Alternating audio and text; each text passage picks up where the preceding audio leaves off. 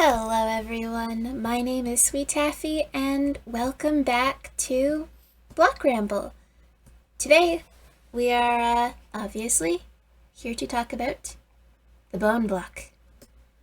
A friend of mine requested this, so here I am talking about the bone block.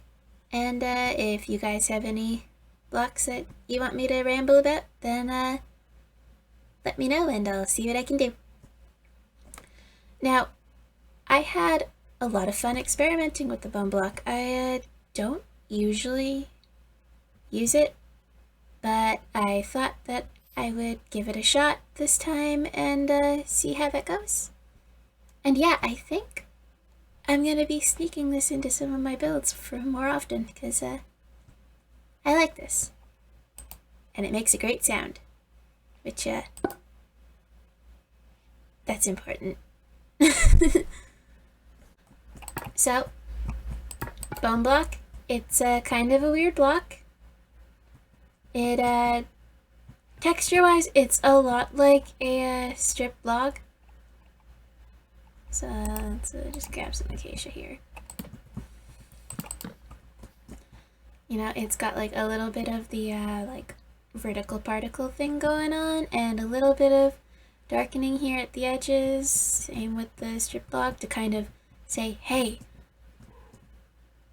this is supposed to be round, but, you know, because it's Minecraft, we, don't get round. Also, sorry about the cat. Hi, Mooney. You gonna talk at the microphone? She has important things to say to people.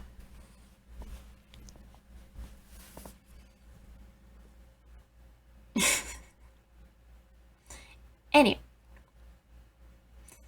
yeah, it has like the darkness to kind of signify that if this was not Minecraft, this would be round. And then kind of like how, you know, the logs have the rings, bone blocks have marrow. So that kind of adds a new thing to play with if you ever need gray dots for whatever reason. And I'm gonna sleep because it's getting dark. And once I'm done that, we can take a look at some fancy blocks. It's the same deal as last time. I'm gonna look at some blocks, tell you why I think they look good with bone blocks, and then we're gonna look at some palettes. And then I'm gonna show you some builds based on those palettes. So yeah, sleep.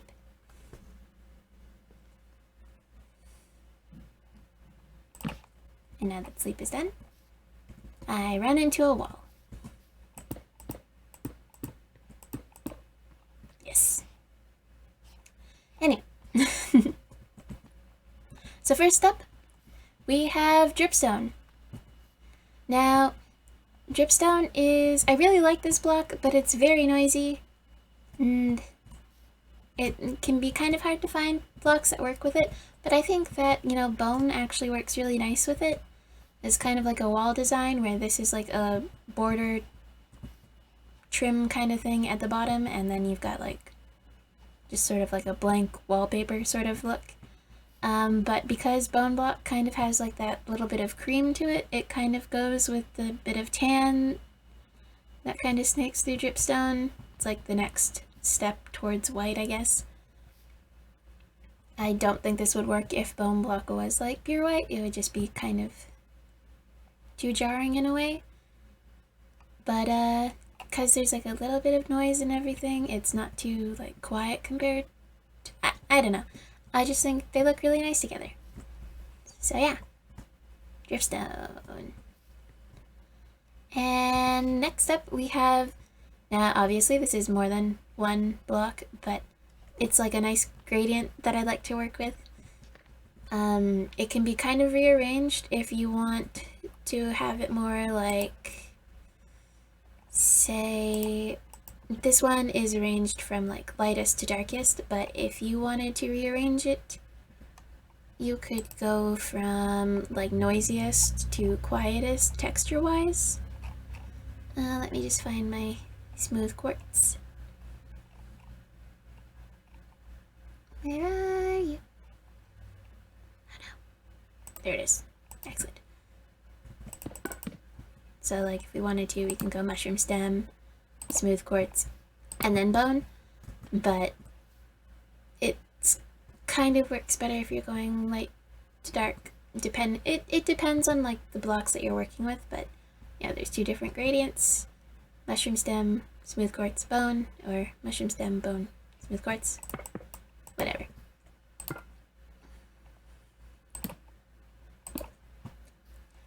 Next up we have spruce. I think a lot of the woods work really well with bone block, but I personally think that like spruce and dark oak, dark oak and acacia work best. Maybe not all together. Actually, they do kind of look nice all together, but I think spruce looks like the absolute best. And just my personal opinion, but I like it's a nice contrast between light and dark. And they, again, because of the cream, it works with brown really nicely. And then, personally, I think that orange and white are like a really nice color combo. It reminds me of this candy that I used to have when I was little. That was like orange and cream. I don't know, but it was really good. And whenever I see orange and white together, I think about that. Just a weird little thing. Now I don't mind oak and bone block, but I don't know. It's a little too like light, maybe.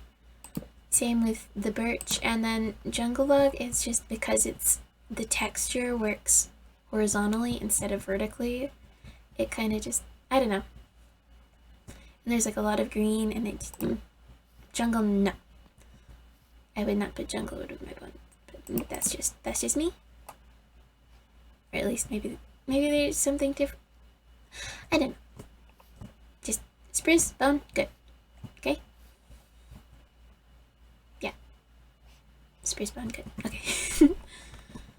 And then we have copper in all of its stages. I think looks really good with the bone. Again, with the whole orange and white, looks fabulous. And as we discussed in the last video with calcite, cyan, or like that, like light turquoise, whatever color you want to, teal, cyan, I don't know, just that. And white, really good. And like the younger, or I guess younger stages of copper, so those 2, they're kind of busy, a lot busier than say these 2. And like the bone block just kind of helps to kind of quiet down everything. It's not like fighting for attention with the shiny lines on the copper. And I don't know, these 2 aren't as busy, but they're not overpowering each other or anything. And I don't know, I just really like copper in general, and copper and bone block is good stuff. Also, it sounds funky if you use them as a floor together, but you can look into that for yourselves. Up next we have the dark prismarine and bone, which again makes like a really nice base border wall thing, and then a nice blank top. I really like, the contrast between dark and light, color, monochrome-ish, and like busy, not busy, and just the way that the like texture on the tile works, it looks like it pops out from the bone a little bit. So like if there was a little bit more definition, you'd be able to like see the difference almost. I don't know, I just think it works really nice, kind of adds like a visual depth that's not actually there. And yeah. just good combo. Also because, you know, it's in that turquoise tealy range and white. Good stuff. Very good stuff. And finally, we have bone and basalt. Now, the basalt did not make it into any of the palettes, but I really wish that it had because I like these two together. They work so nice. Just like a cool monochrome looking thing and similar textures. And they both have like, hey, look, I've got a funky end pattern thing. They're just good. Again, it's got like that visual depth trick where it looks like these are a little bit further forward than the bone block because of that like shadow there, and it's good. Also, they're both nether blocks, so if you're making yourself like a nether base, then you know they're out there somewhere. You can use them if you're, you know, ever thinking about that. I am so glad they updated the nether. I know that was like a long time ago now, but still so glad they did that. So yeah, those are our special fancy blocks, and now let's take a look at some palettes, I guess. So first up, we've got this palette here, which, you know, was used to make this building here. And for this palette, we've got bone block, deep slate, blackstone, the copper, and I didn't include this, but we use like all the copper. Acacia wood, spruce, some of the warped planks, and dark prismarine to make that funky gradient roof over there. But yeah, let's take a closer look at this building. And as you can see, it's some sort of blacksmithy area. I can't tell if this was the front of the house or the back. I'll show you around the other side first before we go in, but yeah.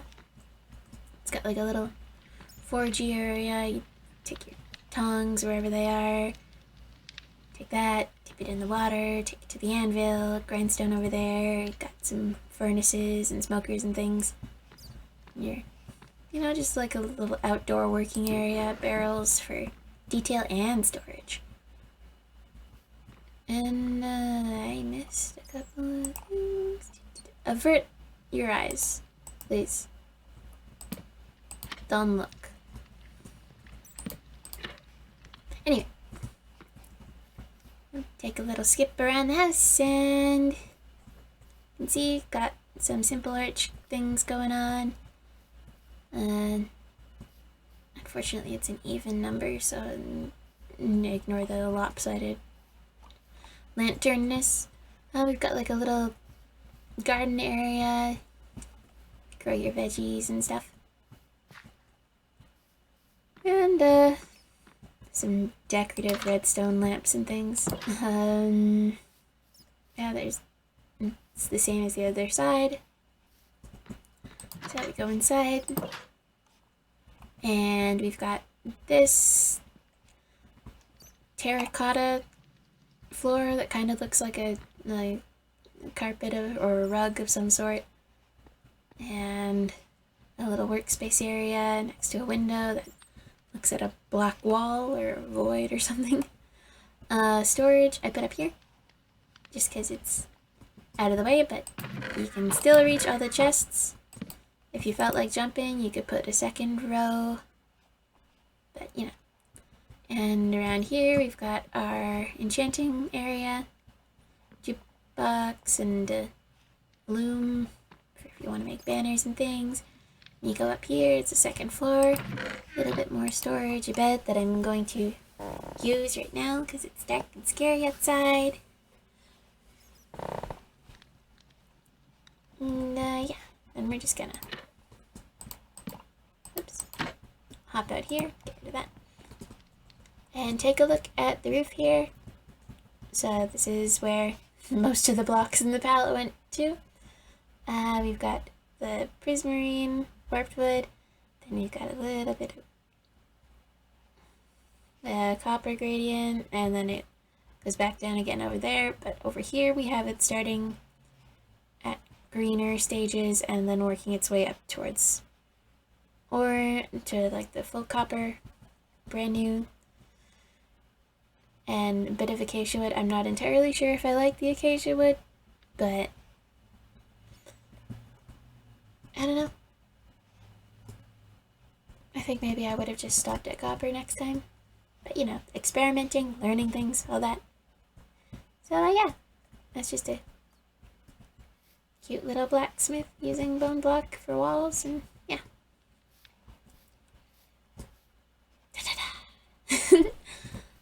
And up next we have this palette here, and again we've got the gradient I was talking about and the dripstone. We've got some deep slate tile and some normal stone brick, some dark oak, some spruce, and some brown mushroom blocks. And I used it for this building over here.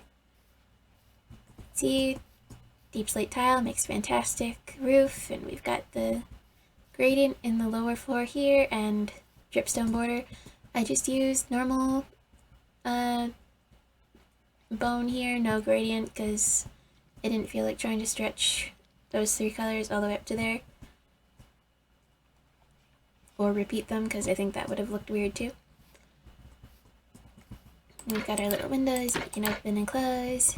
I got some arches. Maybe add some more there to kind of, I don't know, don't think it really makes a difference. Yeah, we've got some arches all the way around.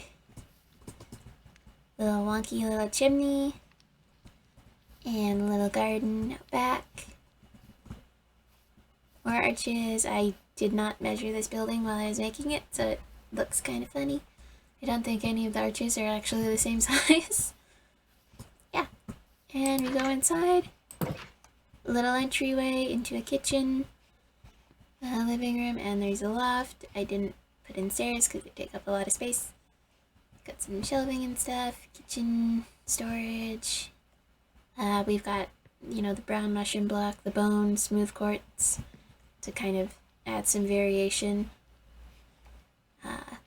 And then here I'm using the mushroom block as like a rug, kind of like I did with the terracotta. A little bit of decor. You've got some fake curtains that aren't closed very well.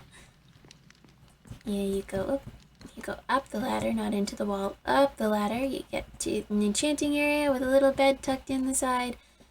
And I just like, you know, it feels very cozy and safe. Yeah. That's about it for this building. It's nothing like incredibly special, but I think it's nice.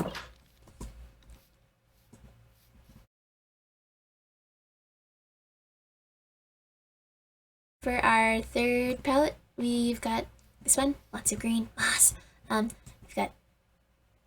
You got your smooth quartz, your bone, your tuff, the dried kelp block, seaweed, whatever it's called, that stuff. All the way down here at the bottom, dried kelp block, yeah, that. Dark oak, mossy brick, moss, the best block ever. Sweet, glorious moss. And green wool and green cement powder.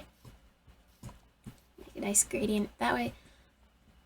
And I used it for that thing over there, which I guess is some sort of modern eco home. I don't know, there's some hidden lighting out front and a little bit of variation, not really, but got a bit of a gradient here with the normal brick, the mossy, the tough, moss and grass. We'll do a quick little circuit around before we take you inside. And there's a little bit of hidden spore blossom action, some azalea trees, a little bit of gradient in the...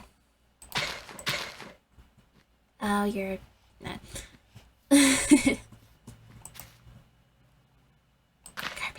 Okay, there we go. That's better. A little bit of, like, you know, variation between the cement, the wool, and the moss, just to mix things up. I didn't use any grass really in this, just because I don't like the dirt sides. It's not how grass works in real life. Well, kind of, but you know. Grass doesn't care about growing on flat surfaces. Grass grows wherever it can. Yeah, got some mushrooms and grass and things, and then there's a second story to this building. And I'll just take a hop inside and see. And let's go through here. Take your boots off, leave them by the door, so you don't go tramping muddy footsteps all over the place. I got this nice open area. I guess you can like spy on the mushroom house and the ominous tower thing in the distance. We've got a nice carpet in here made of wool and cement powder, but I don't know, I like the way it looks. We've got a dried kelp block, and these are the backs of barrels because we've got a storage area in here, but I think it makes a nice wall and good storage. I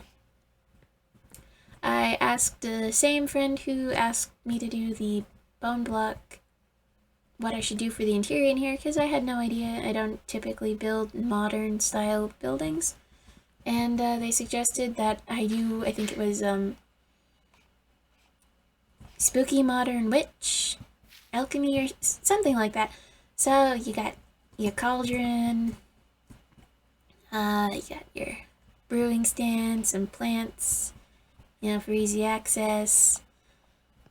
And you got your book for writing notes and your crystals for good vibes. And your dragon skulls for edgy vibes or something, I don't know. Yeah, this is how we get up and down in here. We've got a drop chute and a bulb elevator. And we've got our little enchanting area, some spookiness going on. The potential for a basement, but there is not one because this is a super flat world and you go down like 3 blocks and it's bedrock. And we've got some beehives used as like, I don't know, filing cabinets, boxes, I don't know. And then we've got a bit of a workshop area here, just to work on things, and if you need to use some of these blocks, then they're there.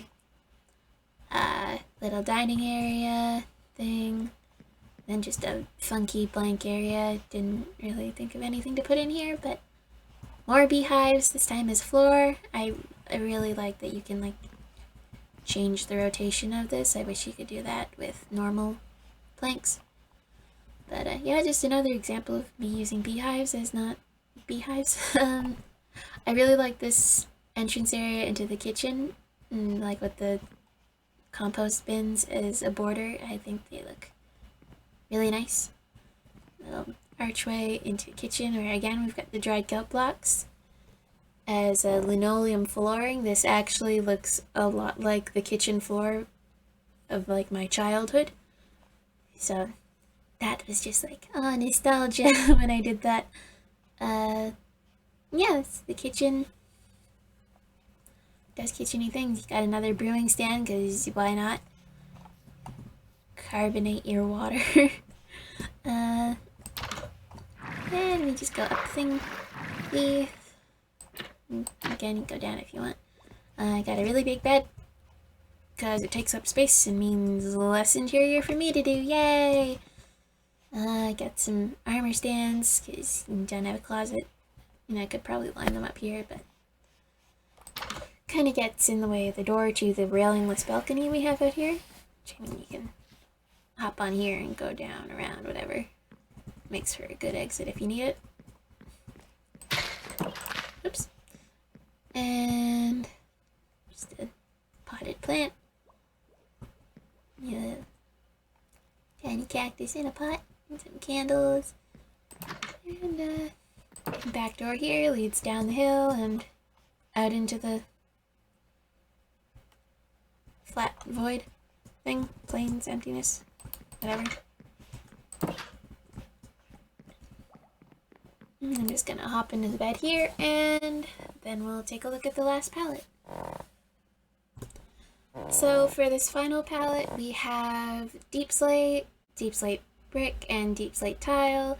We've got the bone and the quartz again, because I use that for my slabs and stairs and things, because of course bones don't have slab and plank and stair bits, which I think is kind of disappointing, because I would really love to have like a white wood option. I think that would open a lot of possibilities for really cute builds. And then we have our soul sand, soul soil. We've got gray terracotta and black terracotta, because, you know, they're brown and they go really nicely with that. And yeah, those are used for that thing over there. I'm not sure how I feel about this. I think if I had spent more time on it, and maybe if I wasn't using it for a video with 3 other builds and a lot of other things going on, I might have made this like twice as tall, just to like really stretch it out, make it nice and tall and spooky and narrow and pointy and scary, whatever. But yeah, for this one I decided to use bone block as, you know, bone, so you've got a bit of a vertebrae and a rib cage just going around the front of the building. You've got these weird things with lanterns hanging from them. And I don't know if these are supposed to be like teeth or claws or more ribs or what. But they're there, and they're curved and kind of spooky looking, so ta-da! And yeah, we've got this. Now, this building is completely ornamental at this point. It does not have an interior, because the interior is kind of small and awkward, and there's like a hole in the middle, so I couldn't like put an enchanting table or anything, because there's just not enough space for one.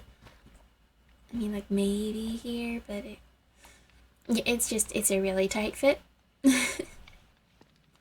So for the floor, we've got bone and the quartz slabs, and a black terracotta, and then a little pattern of soil, black terracotta, gray terracotta, bone. You know, it's a funky looking floor. I really like it, actually. And you got some windows. Offer tiny views of my Phoebe church and my cute moss cottage. And we go up this vine here to, you know, the first of many empty rooms.